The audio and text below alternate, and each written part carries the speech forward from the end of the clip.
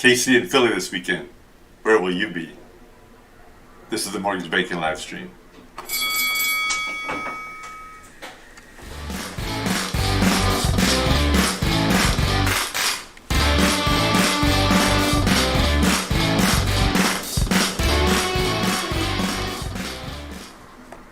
Welcome, this is the Mortgage Banking live stream. Today is February 9, 2023. I'm Troy Garrishorn.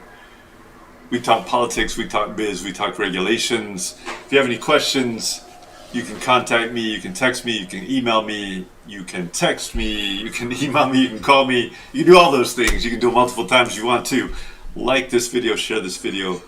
If you think it's worth it, subscribe and you'll find out when new things come in. A couple of shouts out here on to people who support this channel in a very big way, and we do appreciate it. Dwayne Stewart, great seeing you.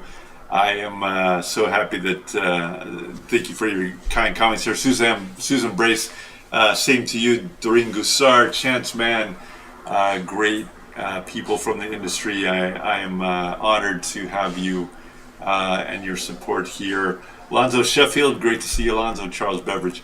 So many great people here. Claire Barber, thank you so much, Claire. And I want to say that the Texas MBA had its secondary conference, and also the Warehouse Conclave, and also the Texas Women's Mortgage Bankers meeting just this past week.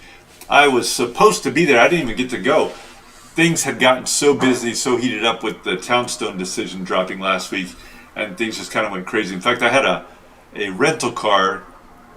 I had a hotel room, all of it unused. I had the rental car.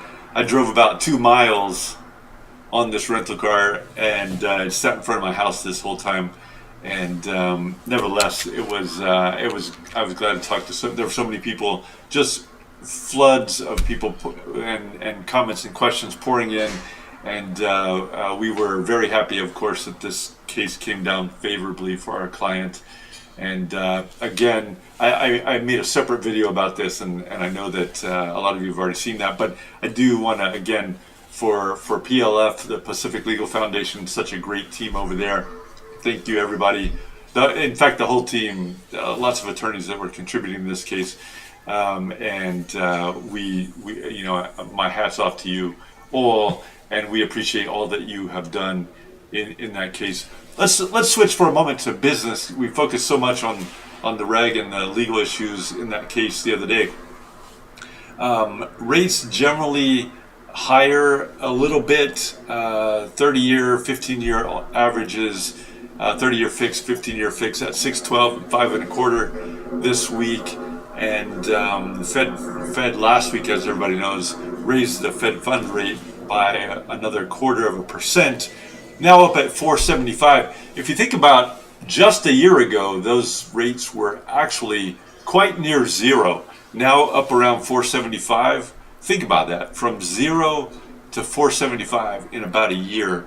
Just what we would see as an unprecedented kind of a change, and one that has caused a lot of grief in this space, and a lot of uncertainty for prices in homes and for mortgages. And the Fed is signaling that it's going to stay the course for a while. Unemployment is still at a very low rate, down at 3.4%, a little too low for the Fed's liking. It drives inflation, one of the core drivers of inflation. Inflation is still overly high for what the Fed likes to see, right around 2%. And so we can anticipate that the Fed's going to hang in there for a little while, if not raise rates even a little more. Back in December, they were suggesting that they might get as high as 5. Again, they're currently sitting at, for the fund rate, at 4.75. At least as of December, they were thinking that it would go as high as 5, or just over that, perhaps even. So, you know, there's still some pain to be had here. Meanwhile, there are deals that are going on. There are people that are struggling in the mortgage companies to maintain.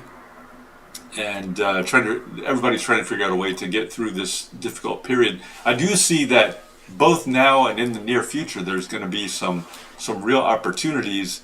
Like I say, there are deals going on right now that I think are some good deals for people that are looking to do some transactions. we do at the law firm, we do a fair number of transactions, and there's some a good bit of change going on in crisis. There's a lot of opportunity in turmoil. There's a lot of opportunity, so we're seeing a good amount of that right now. Mortgage credit availability. This is a number that the MBA tracks. Basically flat in January, so flat last month. Not really up or down. It's just a little above where it stood in 2012, which is they started tracking this number in 2012, and credit availability is just up a little bit from where it was at that time. Mortgage apps last week were up a little bit, 7.4%. Get this, average loan amount is just under 429,000. Average loan amount, just under 429,000. Just think how that compares to the numbers that we had just a few years ago. And another data point that's interesting, 90% of metro prices up in Q4, 90% of metro home prices in metropolitan areas up in Q4 of 2022. So this is, we're talking October, November, December of 2022, and the prices were still going up despite the mortgage rates being significantly up. There's been a slowdown of the price increases, but nevertheless, price is still up in 90% of the metro areas. 18% of the metro areas had double-digit price increases in Q4. 18%. Still, this is an unsustainable number of double-digit prices can't go on forever, and this is part of that inflation that the Fed is seeing and still trying to combat. Average single-family home price, another fascinating data point, year over year up 4%, now at $379. Now this is nationwide, right? So average single-family home price at $379, and up still 4% year over year in this past year. Mortgage payments, similarly, a somewhat surprising number. I know a lot of people sort of understand this, but think of this number. Average home price now is for mortgage payments with a 20% down payment. Average mortgage payment is just under $2,000 a month, and that's up 58%. So the average mortgage payment is up 58%. Just again, an increase that is unsustainable in the long term. There were some falling home prices. I mentioned that 90% of metropolitan areas were up, but that means 10% were down, and most of those were over in the California area. So for California buyers, could be a good bit of news. There's some relaxation of the home prices there, and as everybody knows, or should know anyways, is that mortgage home prices rather it's really a local event. So real estate is really a local sort of a marketplace, and each particular area is a little different, and each particular home, each particular land, a plot of land is a little different. And so when we talk about these averages, just know that the averages are good markers and good bits of information to take into account. But in fact, every single particular market, every single particular property is in fact different. I mean, if you draw an analogy, if you take somebody who has $1 and somebody who has $100, what's the average amount that those people have? It's about $50. You think about who has $50 in that scenario, though? Nobody. Neither one of those people have $50. Just something to think about. Averages can be misleading. Talk about regulation just for a moment. The CFPB already mentioned the Townstone case. So the CFPB had brought that case against Townstone. That got dismissed last week. We talked about that. But the CFPB also put out just recently some guidance on digital comparison shopping platforms. So these are the kinds of platforms where people can go on and compare rates. And there's not a lot of new ground in the CFPB's guidance here. Thanks for the email just now. There's not a lot of guidance in this area, but there was some old HUD guidance under RESPA about what they called computerized loan origination systems, so CLOs.